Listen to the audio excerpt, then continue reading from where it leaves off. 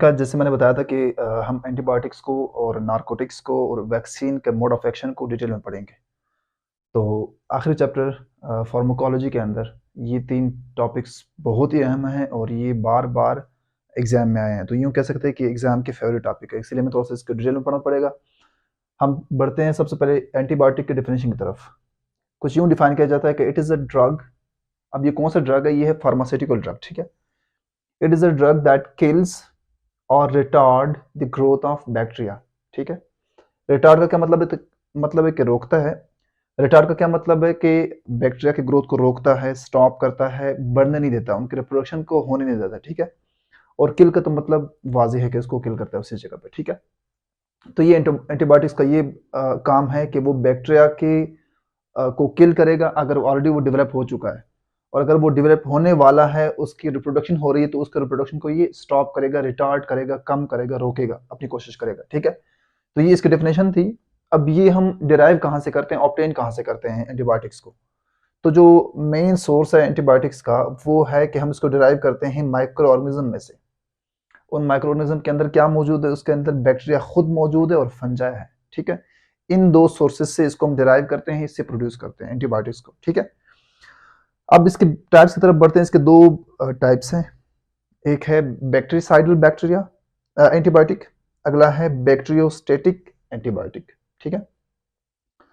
Bactericidal जैसे नाम से पता चल रहा है कि एक बैक्टीरिया को किल करता है, ठीक है?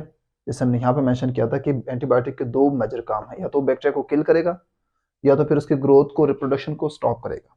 तो बैक्टीरिसाइडल जो है ना, बैक्टीरिसाइडल जो एंटीबायोटिक्स होते हैं वो बैक्टीरिया को किल करता है। और जो सेकंड टाइप है बैक्टीरियोस्टेटिक, वो इसके ग्रोथ को रिटार्ड करेगा, उसके ग्रोथ को रोकेगा, उसके रिप्रोडक्शन होने नहीं देगा। ये दो मेन इसके टाइप्स हैं या कैटेगरीज हैं। इन्हीं के बेस पे फिर उसके जो है ना ग्रुप्स आते हैं एंटीबायोटिक्स के, 3 मेजर ग्रुप्स आते हैं जो कि एग्जाम में बार बार पूछे भी गए हैं, ठीक है? तो उन 3 ग्रुप्स के अंदर हमारे पास पहला आता है सिफालास्पोरिन्स आते हैं, फिर टेट्रासाइक्लिन है, फिर हमारे पास है सल्फर ड्रग्स या सल्फोनामाइड्स हैं, ठीक है? अब सिफालास्पोरिन किस कैटेगरी में फॉल करता है? हमने कहा 2 कैटेगरीज है इसके एंटीबायोटिक्स के, या तो वो बैक्टीरिसाइडल होगा या वो बैक्टीरियोस्टेटिक होगा। तो जो सबसे पहले सेफालोस्पोरिन है, जो पहला ग्रुप है, वो कौन से कैटेगरी में फॉल कर रहा है? वो है बैक्टीरिसाइडल, यानी ये बैक्टीरिया को किल करता है, ठीक है? अच्छा, इसको हम यूज कब करते हैं? इसको हम यूज करते हैं निमोनिया को ट्रीट करने के लिए, ब्रोंकाइटिस को ट्रीट करने के लिए और टॉन्सिलाइटिस को ट्रीट करने के लिए, ठीक है? ये फिर अलग वो हैं, इसको फिर बाद में डिस्कस करेंगे बीमारियों को, ठीक है? अच्छा, अब इसका मोड ऑफ एक्शन क्या है? ये किस तरह से वर्क करता है, किस तरह से अपनी जो ड्यूटी है ये किस तरह से परफॉर्म करता है? वो ऐसा करता है कि interfere with the synthesis of bacteria cell wall. जो बैक्टीरिया के सेल वॉल बन रहा होता है, ये उसके ऊपर स्ट्राइक करता है, उसको वो सेल वॉल नहीं बनने देता। इस तरह से ये उसको किल करता है, ठीक है? अच्छा, जो सेकंड इसका ग्रुप है वो है टेट्रासाइक्लिन।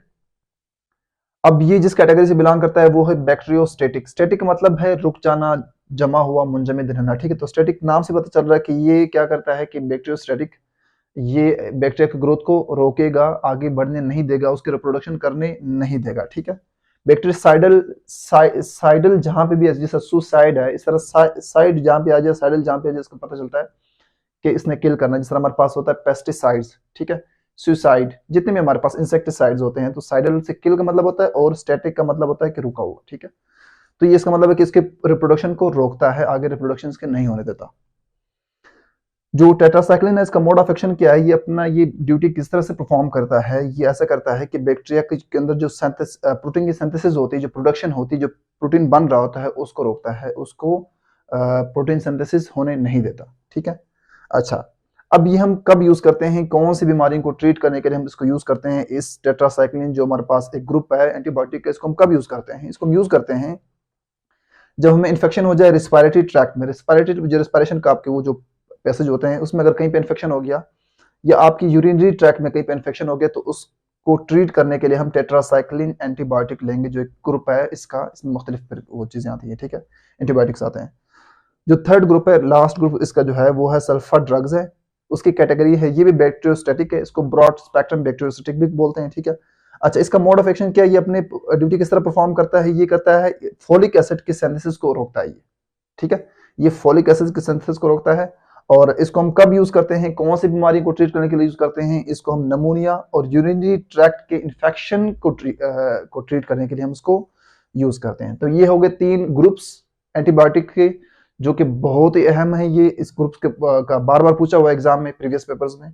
सिफालोस्पोरिन है, टेट्रासाइक्लिन है और सल्फर ड्रग्स हैं। ये 3 इसके ग्रुप हो गए। और ये एंटीबायोटिक्स के बारे में उसका डेफिनेशन हो गया, ये उसका सोर्स हो गया, कहाँ से हम इसको ड्राइव करते हैं, और ये है उसके टाइप्स के, वो कितने किस्म की कैटेगरीज या टाइप्स बोल सकते हैं इसके, बैक्टीरियासाइडल और बैक्टीरियोस्टेटिक।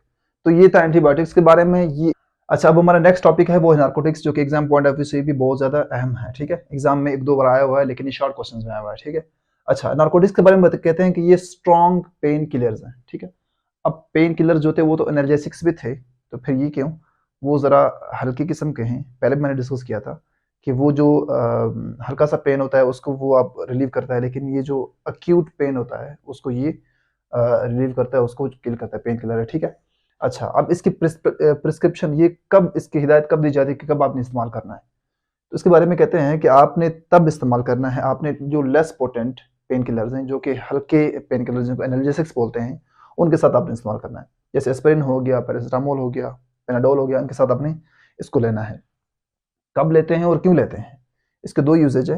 एक, तब उस पेशेंट को दिया जाता है जिसको क्रॉनिक डिजीज हो। क्रॉनिक डिजीज मतलब जैसे कैंसर जैसे सीवियर किस्म की डिजीज हो, उसमें पेन बहुत ज़्यादा होता है, तो उस पेन को रिलीव करने के लिए हम नार्कोटिक्स देते हैं, लेकिन नार्कोटिक्स देते हैं in association with less potent pain killers, aspirin के साथ मिला कर देते हैं। ठीक है, ताकि वो उसका जो है ना पेन कम कर दें।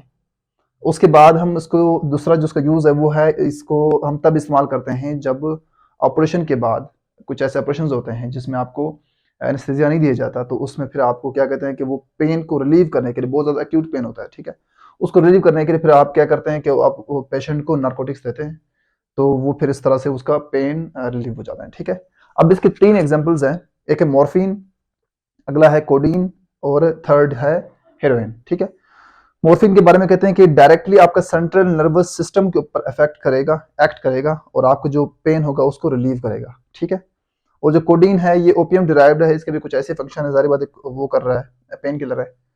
हेरोइन के बारे में कहते हैं कि ये सबसे कॉमनली अब्यूज्ड नार्कोटिक्स है। ठीक है, जो कि लोग बिला वजह के उसको वो कर रहे हैं, फिर उसके आदी बन जाते हैं, एडिक्ट बन जाते हैं और फिर इसी के जाल में फंस जाते हैं। ठीक है, और ये भी हमारे सेंट्रल नर्वस सिस्टम को इफेक्ट करता है। तो ये था नार्कोटिक्स, स्ट्रॉन्ग पेन किलर है, प्रिस्क्रिप्शन इसके है कि लेस पोटेंट पेन किलर के साथ आप इसको ले सकते हैं, और यूजेज क्या है इसके कि ये है कि आप क्रॉनिक डिजीज का जो पेशेंट होगा उसको आप देते हैं, और ऑपरेशन के बाद जो आपको अक्यूट पेन फील हो रहा होता है तब आप इसको इस्तेमाल करते हैं। 3 एग्जांपल्स हैं, मॉर्फिन, कोडीन और हेरोइन।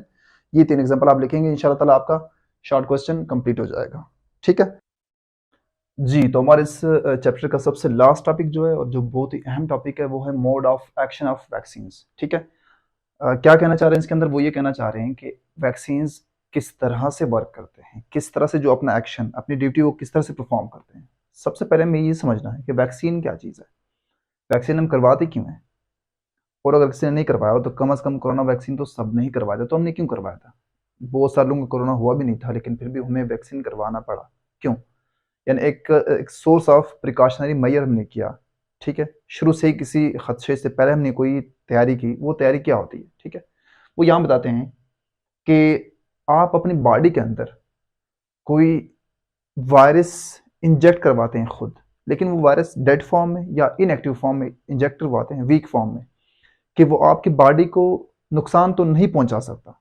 तो इसका फ़ायदा क्या होता है, फ़ायदा ये होता है कि वो जो वायरस होता है उसके पास कंप्लीट बायो डेटा होता है, कंप्लीट इंफॉर्मेशन होती है उस एक्चुअल पेरेंट वायरस की जो आपको नुकसान पहुंचा सकता है। कहने का मतलब ये है कि जो कोरोना वायरस था उसके जो वैक्सीन बने थे उसके अंदर कोरोना वायरस का सारा जो वैक्सीन था, वैक्सीन के अंदर कोरोना वायरस का सारा इंफॉर्मेशन मौजूद था, लेकिन वैक्सीन के अंदर जो था वो जो जरासीम, तो जर्म जो बोलते हैं, वो बहुत ही कम थे, इतने वीक थे कि आपकी बॉडी को नुकसान नहीं पहुंचा सकते थे। तो इसका फायदा ही क्या है, जो नुकसान नहीं पहुंचा रहे और हम खुद अपने हाथों इंजेक्ट करवा रहे हैं, इसका फायदा ये है कि हमारा जो इम्यून सिस्टम है वो तब वर्क करता है जब उसके अंदर कोई चीज़, हमारी बॉडी के अंदर कोई चीज़ चली जाती है और उसको वो रिकॉग्नाइज करता है कि ये हार्मफुल चीज़ है, फिर उसके खिलाफ एक्शन लेता है। ठीक है, अब बजाय इसके कि एक्चुअली हमें कोरोना हो जाए, उसके वायरस हमारी बॉडी के अंदर चले जाएं, उसके बाद जब तक हमारे जो डिफेंस हमारे इम्यून सिस्टम क्रिएट करेगा, उससे पहले उसने तबाही फैलाई होगी। तो उससे निपटने के लिए हम शुरू में ही वैक्सीन करवाते हैं, चाहे वो पोलियो वैक्सीन हो, चाहे वो कोरोना वैक्सीन हो, चाहे वो कोई और कॉन्गो वैक्सीन हो, ठीक है। वो हम करवाते हैं ताकि हम उस बीमारी से, उस डिजीज़ को हम एडवांस में फाइट करें। होता कैसे है बताता हूँ मैं। इसके कुछ टर्मिनोलॉजीज हमें वो देखनी पड़ेंगे। एंटीजन्स है। एंटीजन क्या होता है? एंटीजन ही वही वो चीज़ है जिसके अंदर कंप्लीट बायोडाटा होता है उस पर्टिकुलर वायरस का, ठीक है। अब ये कैसे हमारी बॉडी के अंदर जाता है? ये पैथोजेंस के हेल्प से जाता है। पैथोजेंस एक यूं समझे कि एक मैसेंजर फ्लूइड होता है जो हम खुद अपनी बॉडी के अंदर इंजेक्ट करवाते हैं। पैथोजन के साथ ही ये एंटीजन चिपके होते हैं, जिसको हम बोलते हैं कि एक स्पेशल प्रोटीन होते हैं जो कि हमारे पैथोजन के अंदर मौजूद होते हैं। पैथोजन अपनी बॉडी के अंदर इंजेक्ट करवाते हैं। अब जब हमने इंजेक्ट करवा दिया तो क्या हो जाए, जो हमारे बी लिम्फोसाइट्स होते हैं, बल्कि फिलहाल उसको रहने दें, तो क्या हो जाए, जब ये इंजेक्ट हो गए तो हमारा जो इम्यून सिस्टम होता है वो स्टिमुलेट हो जाता है। उसको पता चलता है, उसको मैसेज मिलता है कि कोई जो है फॉरेन एजेंट्स आ गए हैं जो कि हार्मफुल हैं, थ्रेटफुल हैं, वो आपको नुकसान पहुंचा सकते हैं। तो वो हमारा जो इम्यून सिस्टम है वो इनके खिलाफ उसी किस्म के फोर्स बनाता है। जितना जिस तरह का दुश्मन है उतने ही किस्म का उसने फोर्स बनाना है उसके खिलाफ। मजबूत दुश्मन है तो मजबूत फोर्स बनेगी, आर्मी बनेगी। अगर कमजोर दुश्मन है तो कमजोर आर्मी बनेगी, ठीक है। उसके खिलाफ आर्मी बनेगी जिसको हम बोलते हैं एंटीबॉडीज। ये एंटीबॉडीज इनको किल करता है। कोई भी वायरस के जो एंटीजन्स होते हैं उनको किल करता है। एंटीजन्स किल हो गए तो बस इनकी रूह ही चली गई, ठीक है। ये किसी भी वायरस का रूह होता है, ठीक है। अच्छा, अब मेमोरी सेल क्या होता है? मेमोरी सेल जो होते हैं वो भी इसी प्रोसेस के, एंटीजन्स इंटर हो गए, एंटीबॉडीज बन गए, इसी टाइम में मेमोरी सेल भी प्रोड्यूस हो गए। मेमोरी सेल आपके पास एक डायरी लिखता है, डायरी में वो ये नोट करता है कि फिलहाल टाइम पे फिलहाल एंटीजन इंटर हो गए थे, इसके खिलाफ में फिलहाल एंटीबॉडीज बना लिए। अब जब भी फ्यूचर में अगर इस किस्म का, उसी किस्म का एंटीजन इंटर हो जाएगा तो हमें, तो आपको मालूम होना चाहिए, बॉडी को बताता है, इम्यून सिस्टम को बताता है कि उसके खिलाफ पहले से फौज तैयार बैठी हुई है, तो उसको हम किल करने की सलाहियत रखते हैं। ये सिर्फ वो इन्फॉर्मेशन, वो मेमोरी अपने पास रखता है कि हमने ये काम किया हुआ है, डायरी रखता है, ठीक है। बी लिम्फोसाइट्स क्या है? बी लिम्फोसाइट ही वो फैक्ट्री इंडस्ट्री है जो पर्टिकुलर आर्मी बनाती है उस जरासीम के खिलाफ, उस वायरस के खिलाफ, ठीक है। ये वो इंडस्ट्री है। Produce antibodies after recognising antigens as enemies. जो एंटीजन्स इंटर हो गए उसने उसको दुश्मन बना करार दिया। दुश्मन करार देने के बाद उसने कहा कि उसके खिलाफ ये आर्मी बना दो, ठीक है। तो ये बी लिम्फोसाइट का काम है। बी लिम्फोसाइट कहाँ होते हैं? हमारे व्हाइट ब्लड सेल्स में होते हैं, और व्हाइट ब्लड सेल्स ही हमारे इम्यून सिस्टम का पार्ट होता है, ठीक है। अच्छा, उसके बाद प्रोडक्शन कैसे? प्रोडक्शन ऐसी होती है, जारी बात, हमने कहा कि एंटीजन्स इंटर हो जाते हैं तो हमारे इम्यून सिस्टम जो है स्टिमुलेट कर जाता है। जो इम्यून सिस्टम स्टिमुलेट करता है तो हमारे लिम्फोसाइट्स होते हैं जो हमारे व्हाइट ब्लड सेल्स के अंदर होते हैं, वो हम उनके खिलाफ एंटीबॉडीज, उसी किस्म के एंटीबॉडीज बनाता है। जब एंटीबॉडीज बनाता है तो जारी बात है, ये जो एंटीजन्स हमने खुद इंजेक्ट करवाए होते हैं ये वीक डेड फॉर्म में होते हैं, हमारी बॉडी को कोई नुकसान नहीं पहुंचा सकते, लेकिन सिर्फ हमने एडवांस में ये काम करना है, ठीक है।